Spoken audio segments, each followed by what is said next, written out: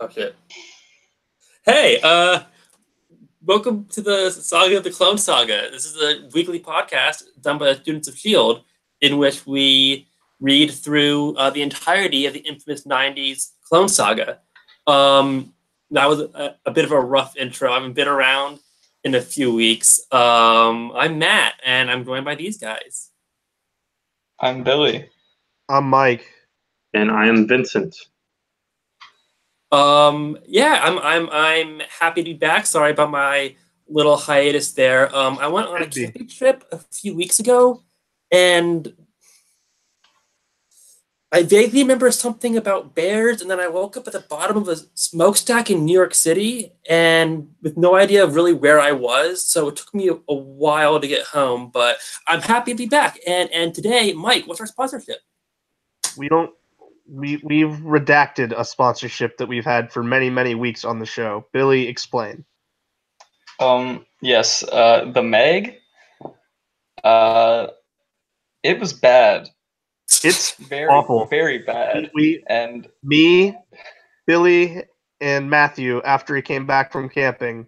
Actually, we found him in the theater, so that's how we got him back, was that he must have been drawn to the majesty that we thought the Meg was. I was. It's the only memory I had when I woke up was the Meg. And so we decided on Sunday to sit down and watch it. And boy, is it a steaming pile of garbage that's not really even fun. I mean, there are a few moments that's unintentionally 2 hours, funny. And there were 3 moments that we laughed and had fun with. So no, it was awful. Yeah, the steaming pile of garbage. I have alerted the Chinese government of the Meg. Clearly they were alerted, because look at the box office take-ins. So yes, we had special the Meg effects. will no longer be our sponsor. That being said, when the sequel comes out, hit us up. Well, that's the thing, Vince. You didn't see the film, but the movie should have actually been called The Megs, because there's 2 Megs in the movie. Spoiler alert. They kill one of them, and then the next Meg that's bigger than the other Meg jumps out of the water and starts attacking them again. That was one of the highlights of the movie, is the bigger Meg. To be fair, it was also kind of a disappointment because they set it up to be 20 Megs, and it was only 2. So I'm a little bit let down. Also, you never actually ever got a good full body shot of the Meg, so how do you do a giant shark movie and then just don't show it? Like Jaws? I mean, Jaws works because it's a good movie, but I know your CGI was shit, Meg team, but at least embrace it. I've seen Shark Attack 3 Megalodon, and I'm going to tell you, they have a full body shark in that movie. I've seen Shark XXX. Vincent, what's our clone sagas? All right, so today, possibly less exciting than our trashing of the Meg, maybe not, we will see. We are discussing 4 kind of scattered issues and closing up some plot lines. 3 of them are kind of sort of important, and one of them is just there. So first off, we have Spider-Man Unlimited number 12. Where does this rank? Just pretend you remember them all. Where would you rank this among the issues of Unlimited we have read? Because I do remember them all, it ranks higher up there with all of them. Because I think there was a plot. I think it's better than the one with the homeless sportsman and worse than the Meg. So I felt like this issue was better than the Meg. So I give it 3 Megs out of Meg. I'll give it a bigger Meg out of Meg. So the cover, we have Spidey at a graveyard with some C-list villains. This is an awful cover. It kind of, I don't know. I think it's kind of fun. I mean, it's better than the interior art. It reminds me of Humberto Ramos, so I think it's terrible. The cover's by Steve Skroce, who we will eventually see on the podcast proper for like 1 episode. Skroce's cover, I give it 0 Megs. And the one thing that made me pause on the cover is there's some kind of mechanical arm or mechanical something at play here, and it's coming from the bottom of the image, kind of where all the graves are. So I'm like, oh no, are they already pulling the trigger on Doc Ock? I mean, I really know that that's not what they're doing.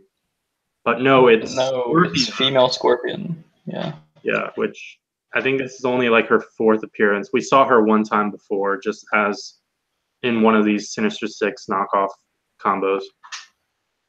Shocker was in this issue, so I enjoyed it more than I would have if it was a normal issue of Unlimited. I mean, I guess, but like the art on this cover is bad, and then it just gets worse in the interiors. Yeah, it's so like watching the Meg. We have 3 artists here. One of them, I think we've all barely seen them on the podcast. That's about it. The writing is by Evan Skolnick, who we've been missing. He was the writer on New Warriors. Oh, that's why it was That terrible. explains a lot. Wait, let me look up writers for the Meg. Evan Skolnick. So J. Jonah Jameson, he's running his bounty on the skeleton, and so all of these no-name villains are coming after Spider-Man to figure it out. So first we get a little mini fight with the Beetle. Then we get the Shocker, who Ben Reilly just runs away from. Because he can't fly. It's like, what if the Shocker just decides, well, fuck you, I'm going to punch down this building next to me? He can't do that. And then we get Jack-O-Lantern, who Ben doesn't recognize, which I guess... How does he not recognize Jack-O-Lantern? There's been like 40 Jack-O-Lanterns. I know he's at least fought one of them before. Even if it's in his Peter Parker memory bullshit, where before the Clone Zone started, there's guaranteed been a Jack-O-Lantern that he's fought. So this line just makes no sense to me.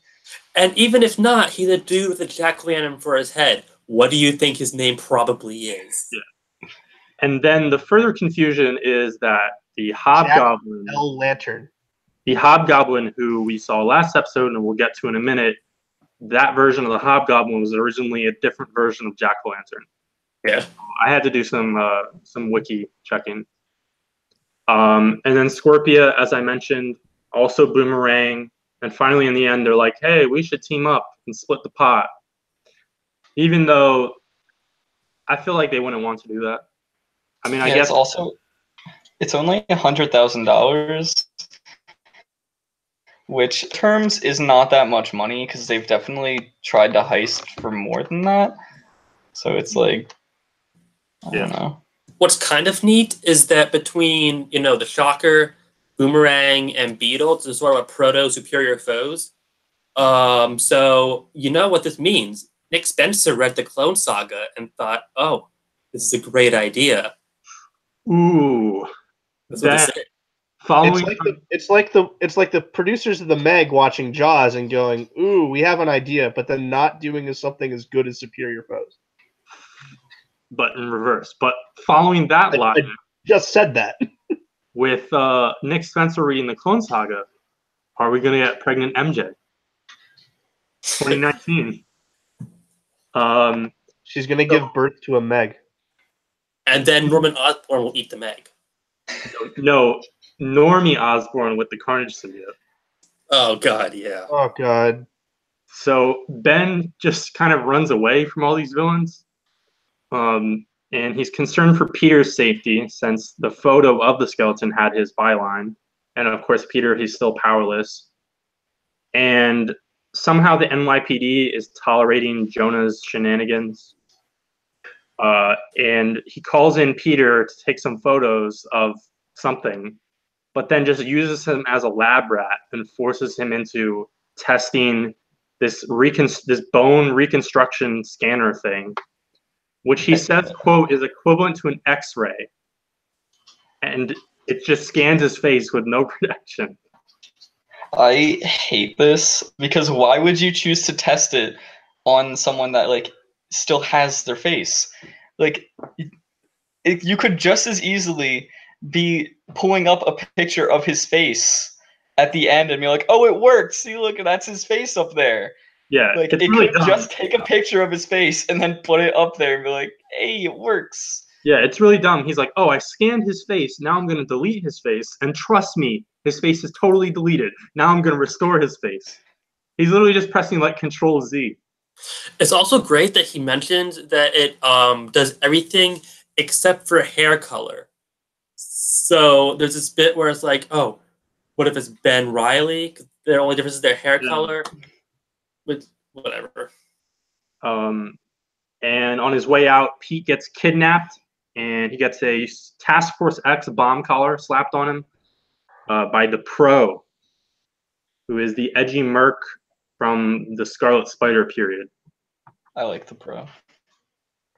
Do you? I prefer the Meg. No.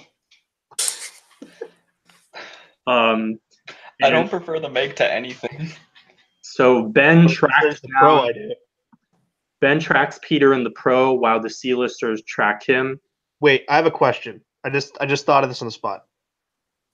Could the Pro really be an older, down out of his luck, former NFL Super Pro? That's maybe. I would appreciate that retcon.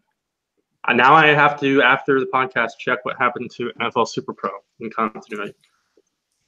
He was probably in the initiative or some shit. That's what happens to everyone. So the Pro actually gets Pete to dig up the skeleton and keeps his word about deactivating the bomb collar. But then, of course, Ben fucks up his plan. And the Sinister Six show up and everything goes crazy.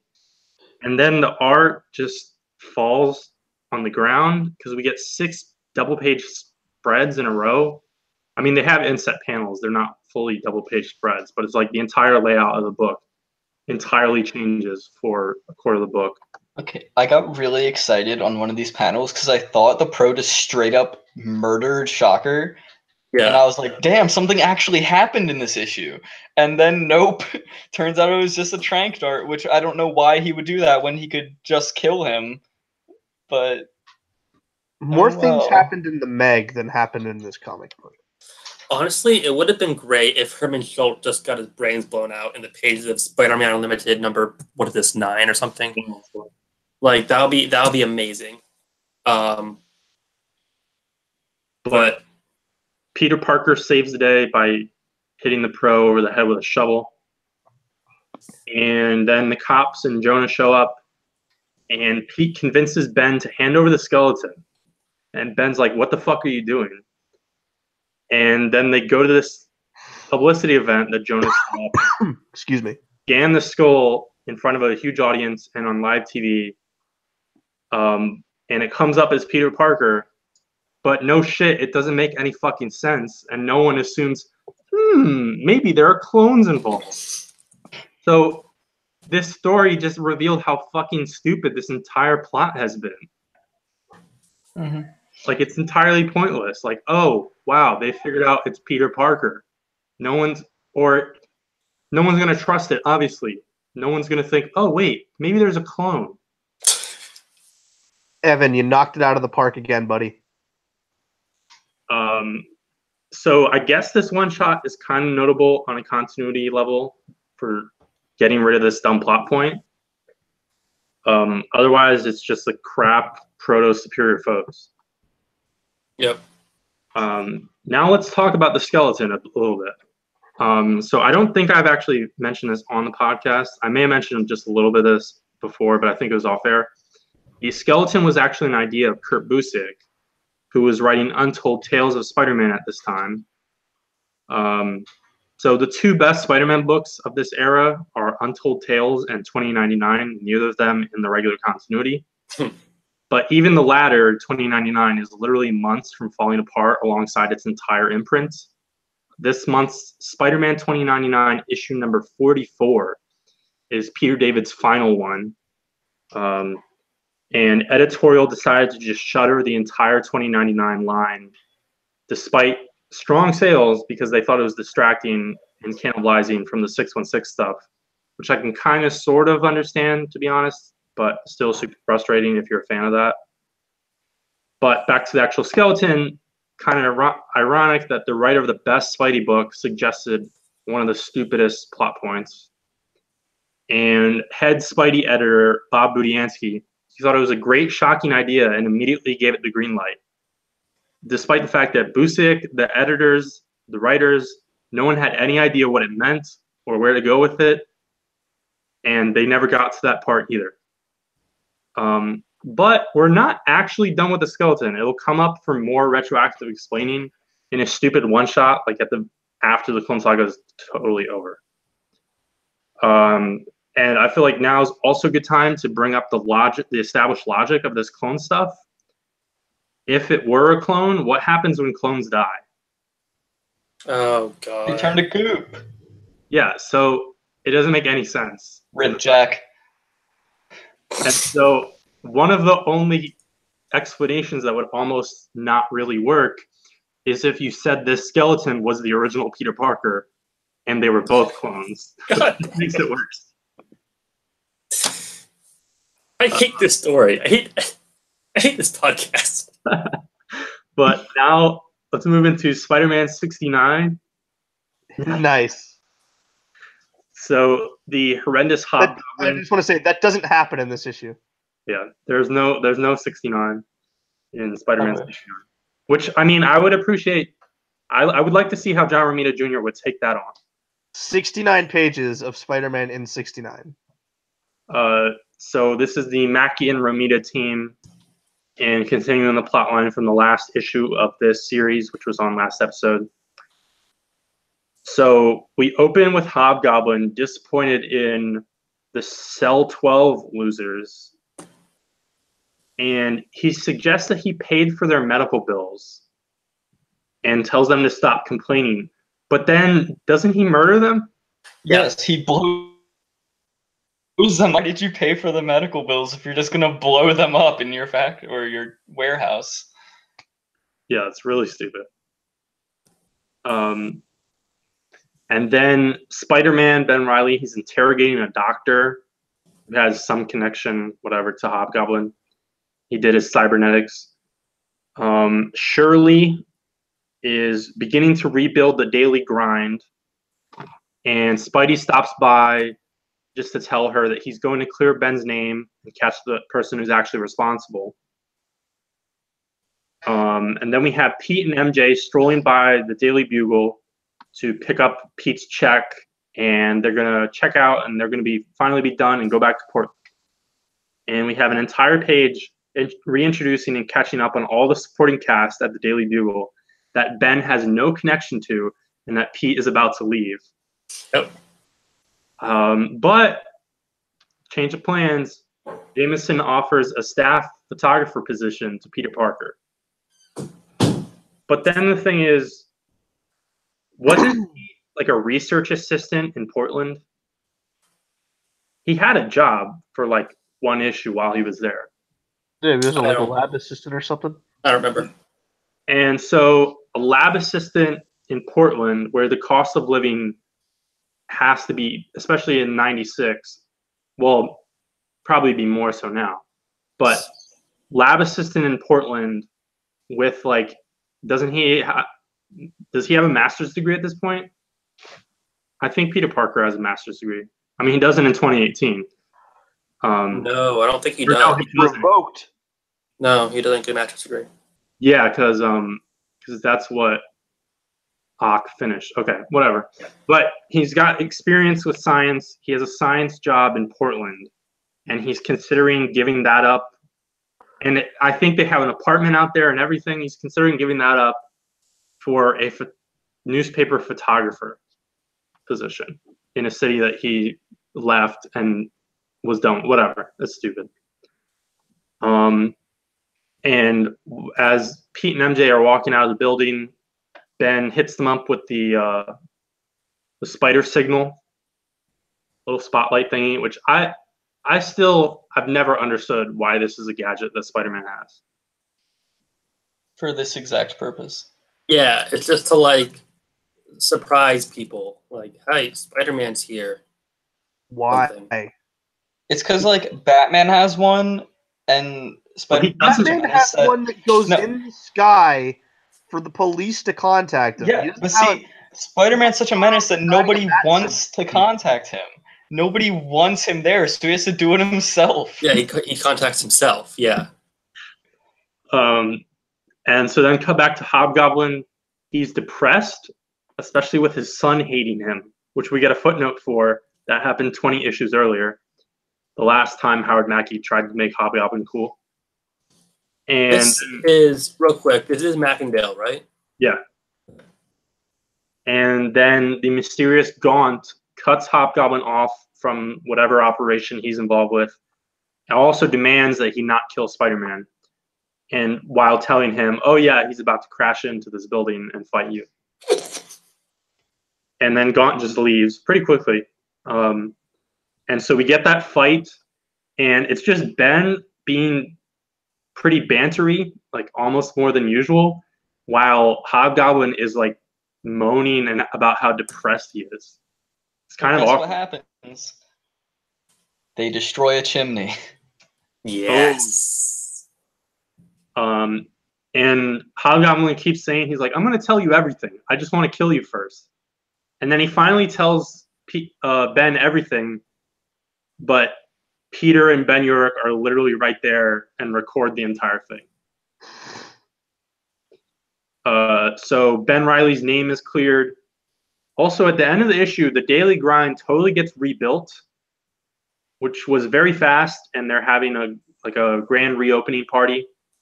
Also, Art must have sent what's the thing? Damage Control. Yeah, Damage Control must have got on that. It must have been Damage Control because I don't know if New York City contractors are this fast. They're not. And the end of the issue, the big turn of events, invalidating the last only 2 episodes that were already major changes. Pete and MJ decide to stay in New York. And But that's not all. Pete breaks this glass. Yep. So maybe he has his powers back somehow. He definitely has his powers back. Spider-Man's powers are directly linked to New York. It's the shitty water. But again, it wasn't the spider that gave some powers. It was the toxic Hudson River. We had our DC Marvel amalgam kind of tangent, but before that, I think it was literally the episode before that or 2 ago, where it was like Spider-Man: The Final Adventure. Yep. So that was reversed immediately. Yep. But at least things are happening, sort of. Not in this episode of the podcast, are they?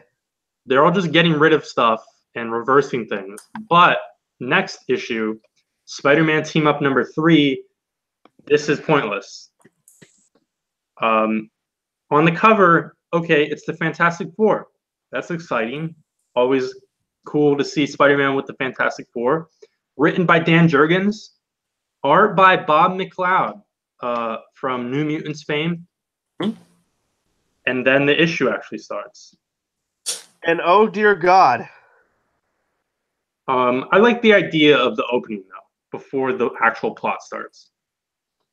So I would like the idea of the opening if it was Pete. Well, yeah. Ben has no relationship with Johnny.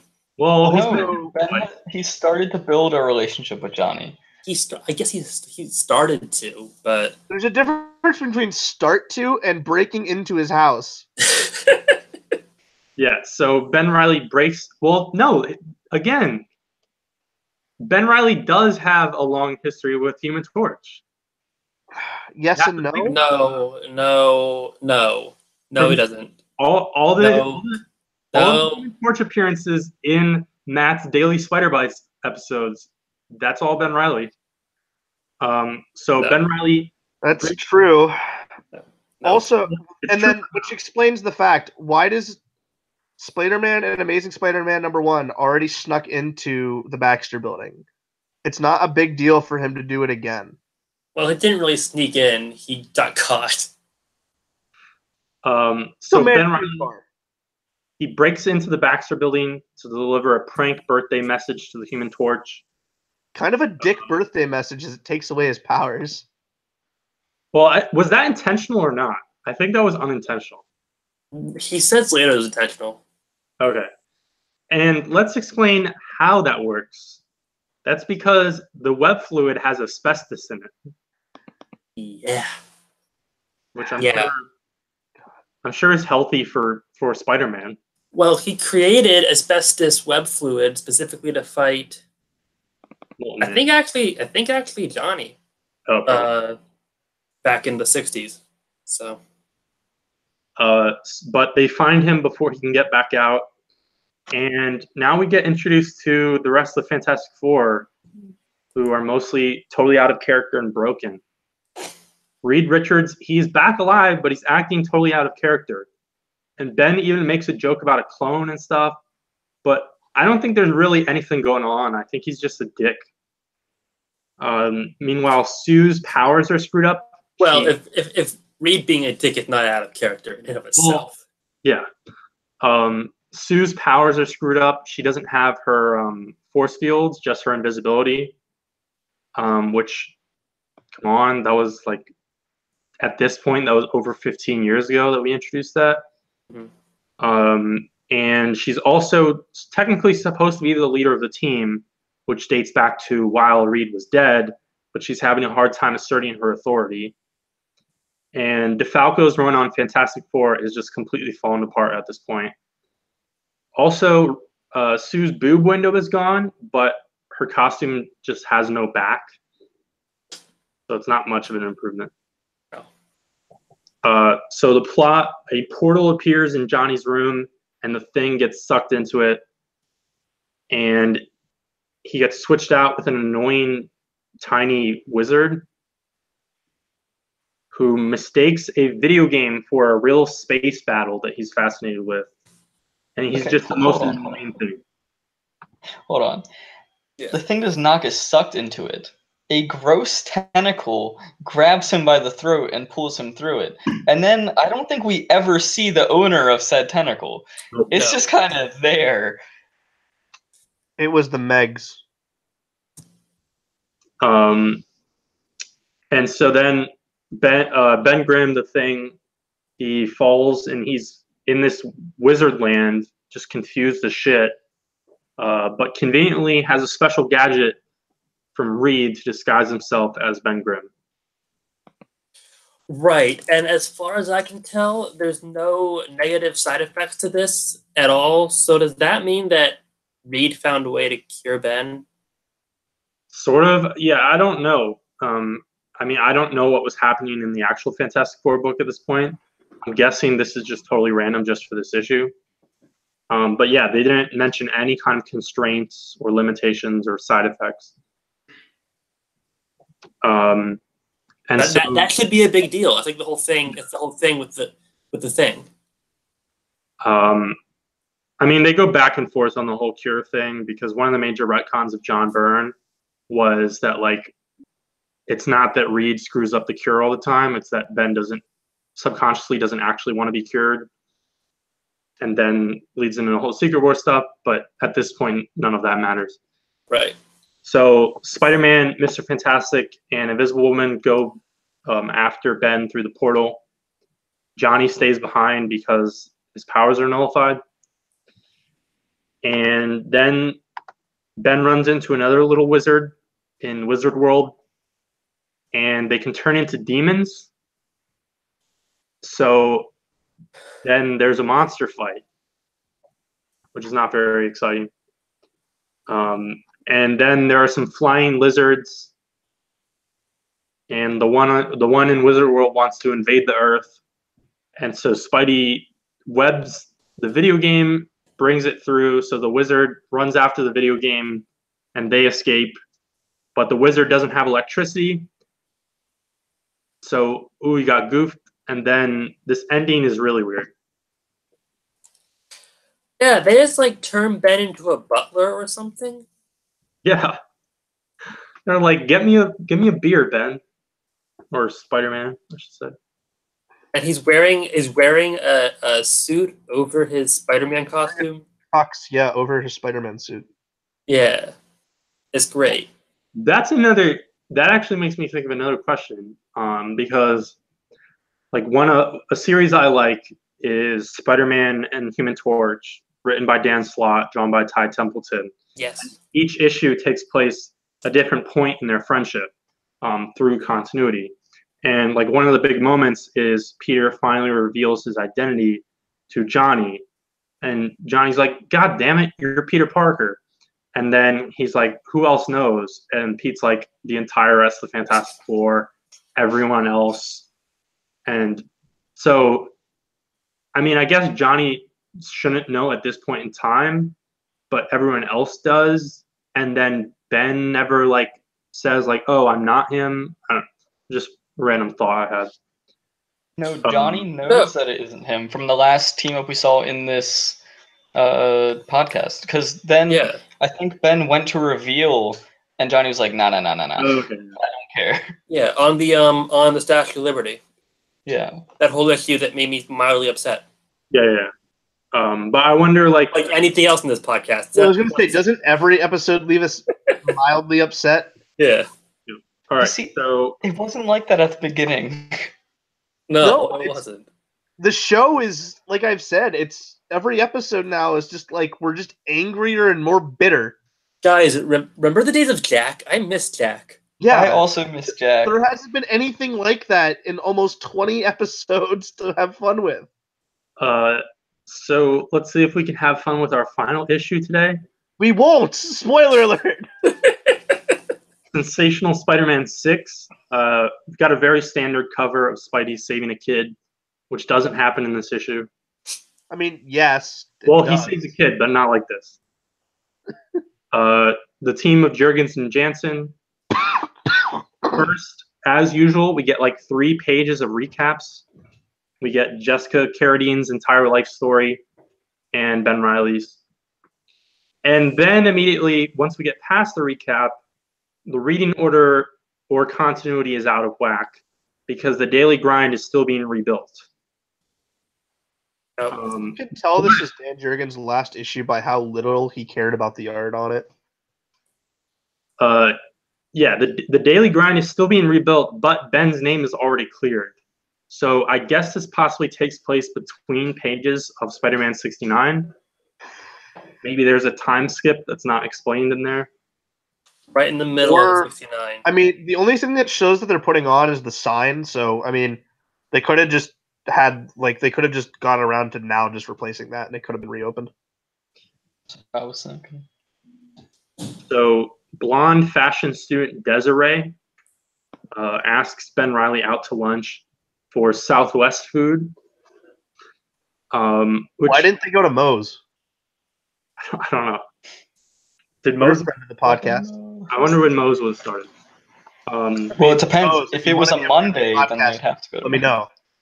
Me and Billy would greatly appreciate. We support you guys.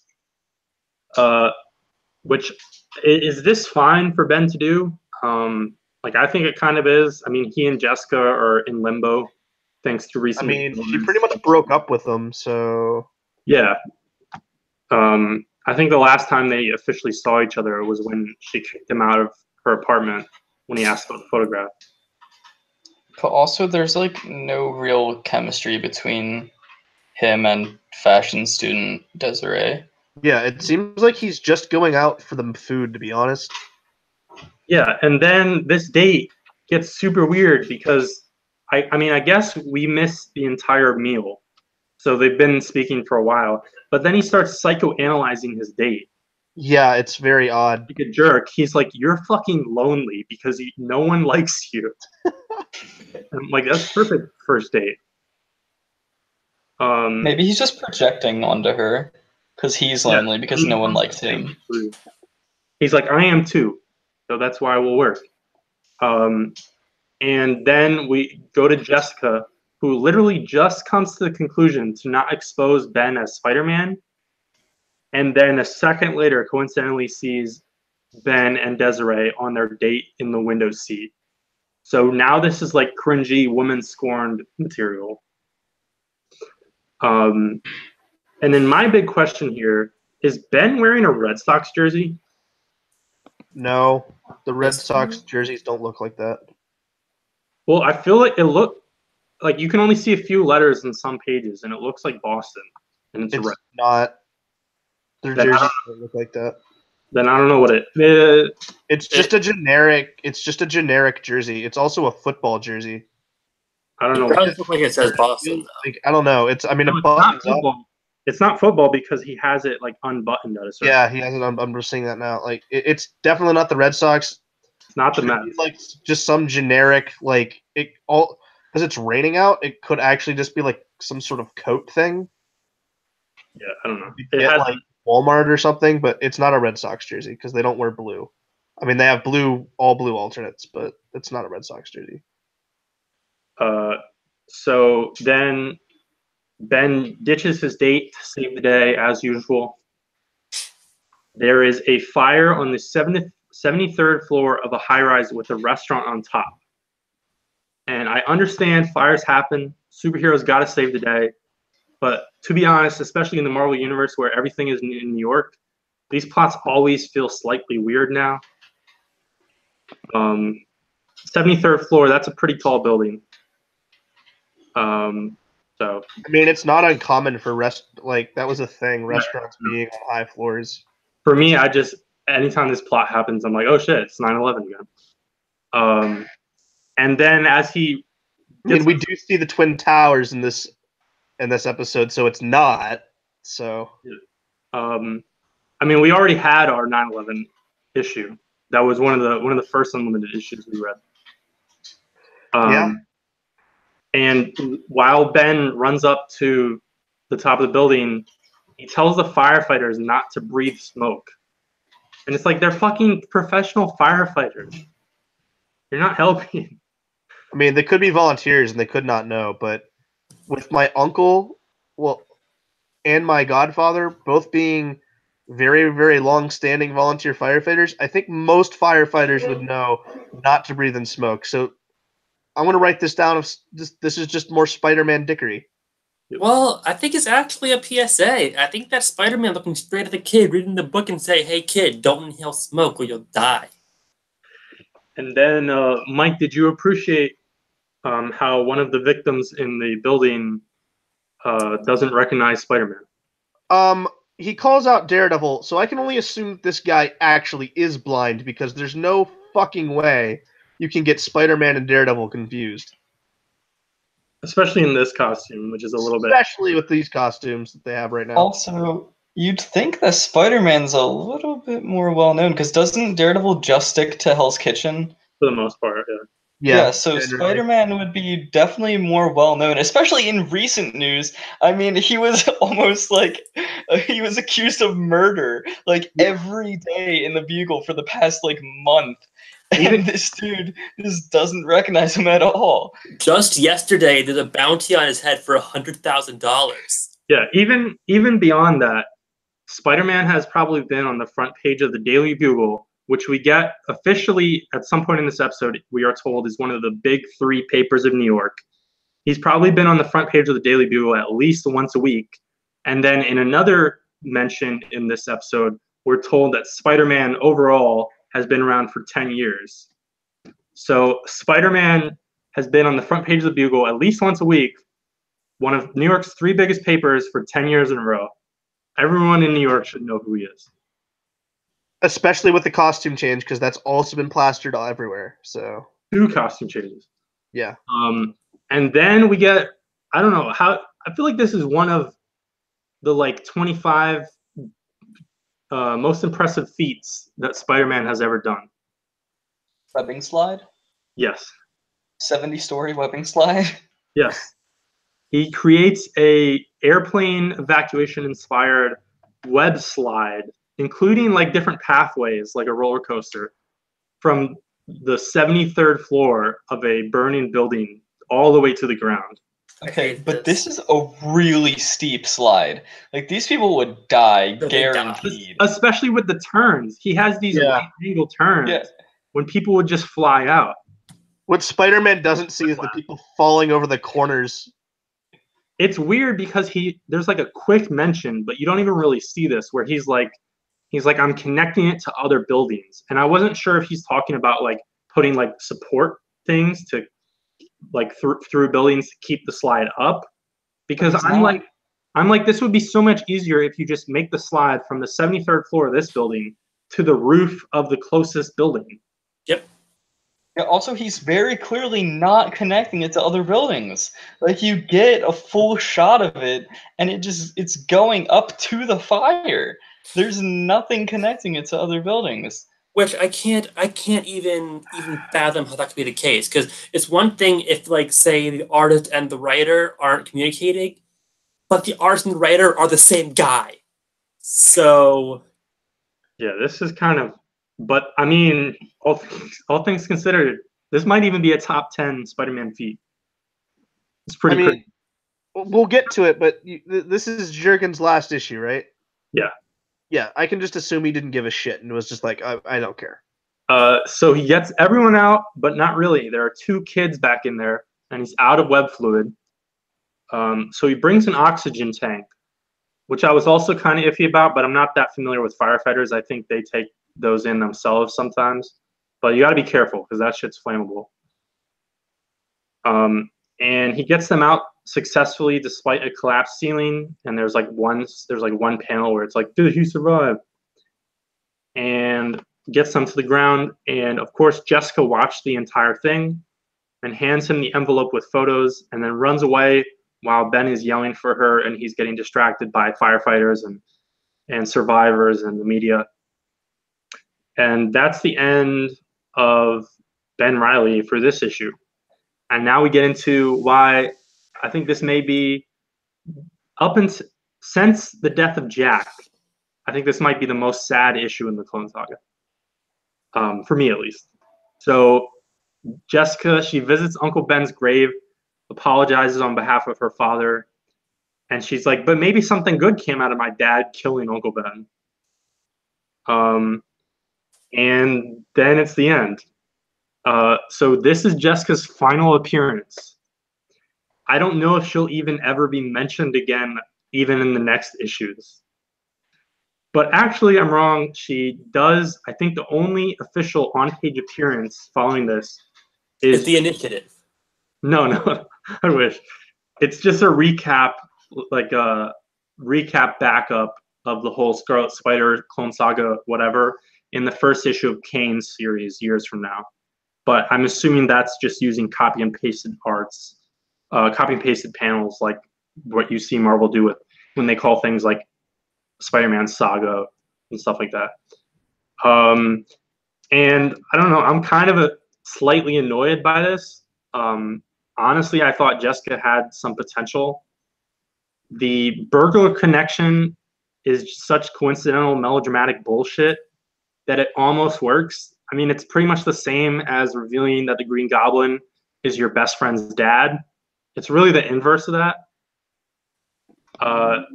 She's also a photographer with a growing connection to the Bugle, while Ben, in his secret identity, isn't dabbling in the Bugle at all.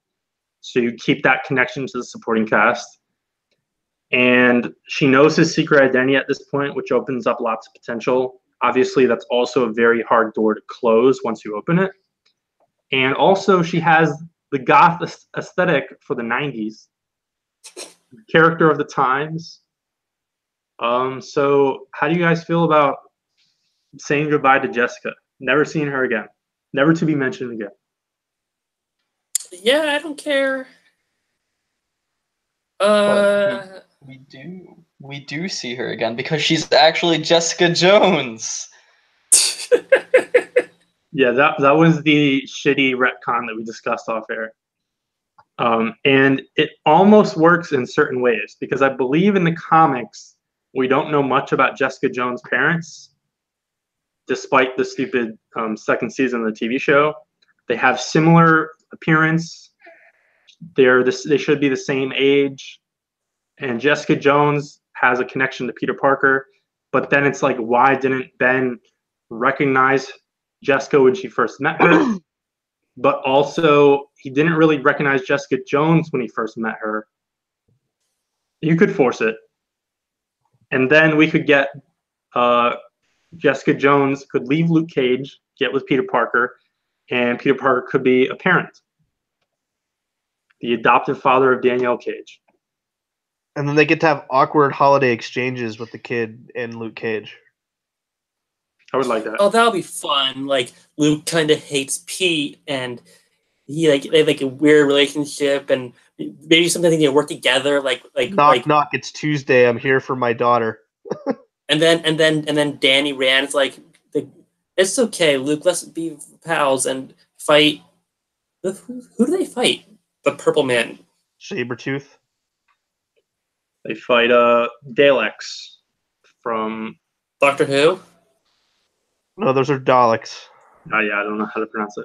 All right, so now on to the behind-the-scenes developments. This was also the final issue from Dan Jurgens. Let's give a round of applause for Dan Jurgens. We got 7.5 issues out of him before he said, "Fuck this." Yeah, so he wrote and/or drew sensational 0, 1, 2, 3, 4, 5, 6, the mini comic, and then one team up on this episode as well. But actually, we will briefly see him one more time, but it's not exciting at all. He does like one chapter in, I think, another Unlimited issue or something in like a while from now. It's pretty pointless. So what is going on with Jurgens? So despite Superman looks a lot better. but also Superman's not super great at this point either. No. So despite being the one to do the big sensational Spider-Man 0, officially making Ben Reilly Spider-Man, Jurgens didn't like Ben Reilly at all. He came on to the Spider-Man books expecting to be dealing with Peter Parker, aka the real Spider-Man that everyone has loved for the past 30 years. And for a while, the plan was to keep Ben, but restore him somehow to Peter's shoes. So how the fuck do you execute that with the supporting cast and explaining away? I feel like the guy got swindled. I feel like he was promised something and he never got, and he knew he was never going to get it. Well, then there was a change of events at Chicago Comic-Con 1995. Apparently, Dan Jurgens and Bob Budiansky had a conversation, and that's pretty much when it was decided to reverse plans and put Pete back in the suit. Despite the fact that I think Jurgens handled Ben kind of the best. Yeah, I'd say every issue of Sensational was better than everything else. And I mean, again, like ideas like Jessica, it was at least interesting. Mm-hmm. But when we finally do get Peter back, of course, we're stuck with more garbage from Howard Mackie because Dan Jurgens, even though he was the one who swayed the opinion and had them begin to reverse it out of frustration, he left before they got to that. So goodbye, Dan Jurgens. Thank you for your meager time. And the problem now is, how the hell do we fix this? But before fixing it. They still haven't fixed it. Before we get to that, next episode is Spider-Man Redemption, which is a sequel miniseries to The Lost Years. Oh boy. So we're gonna get Janine Godby, or I forget her alternate name, Ben Reilly's MJ lookalike, and we will be closing the book on Kane. What's up with Marvel and clones of like prominent redhead characters? Actually closing the book on Kane? No, not at all. Within the Clone Saga, I believe. Okay. Also, what I didn't mention is Spider-Man Redemption is set in the present. It's a sequel to Lost Years, but it's in the present. Cool. Also, on the front cover, Scarlet Spider Kane. No ads. No, Billy, we will read Kane Scarlet Spider in several episodes. But I mean, this is the end of Kane for the original Clone Saga. Okay. Well, the 90s Clone Saga. All right. The 90s Clone Saga. So everyone, thanks for watching this episode. Tune in next time. Peace.